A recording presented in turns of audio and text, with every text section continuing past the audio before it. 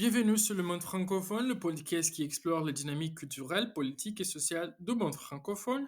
Aujourd'hui, nous nous penchons sur le dernier bouleversement politique au Canada, un pays qui traverse une période de transition importante. Avec la récente démission du Premier ministre Justin Trudeau, le paysage politique canadien est en plein chamboulement. Voyons ensemble ce que cela signifie pour le Canada et pour le reste du monde. Commençons par les faits.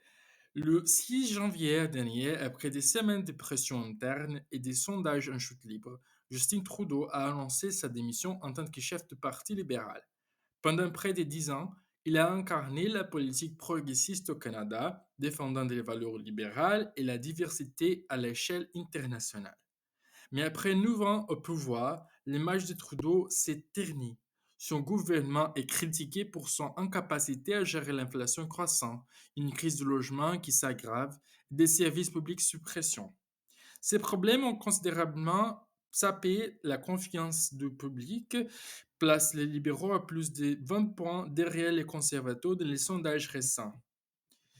Le Parti libéral n'a pas perdu du temps. Une course accélérée à la direction a été annoncée avec une échéance fixée au 9 mars pour désigner un nouveau chef. De normes dominent les discussions. Chrystia Freeland, ancienne vice-première ministre qui a quitté son poste en décembre, et Mark Carney, ancien gouverneur de la Banque du Canada et de la Banque d'Angleterre. Mais le défi est immense. Même avec un nouveau chef, les libéraux minoritaires font face à une motion de censure imminente et pourraient être réversés dès les reprises du Parlement en mars. Une élection anticipée semble inévitable. Du côté des conservateurs, le chef Pierre Poilievre se positionne déjà comme le favori des prochaines élections. Poilievre se comparé à Donald Trump pour son style populiste et son discours anti-élite promet de révolutionner le Canada à sa manière.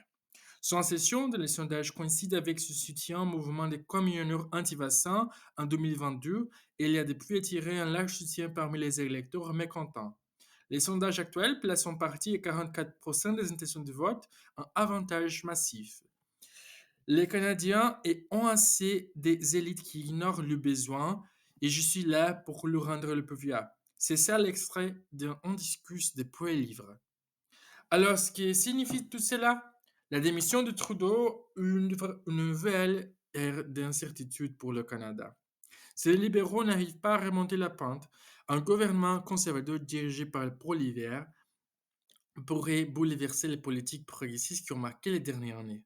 Sur la scène internationale, ce changement pourrait également redéfinir les relations entre le Canada et ses partenaires, notamment avec un Donald Trump de retour à la Maison-Blanche qui a déjà menacé d'utiliser la force économique contre le Canada. Le 9 mars sera une date clé, mais une chose est claire.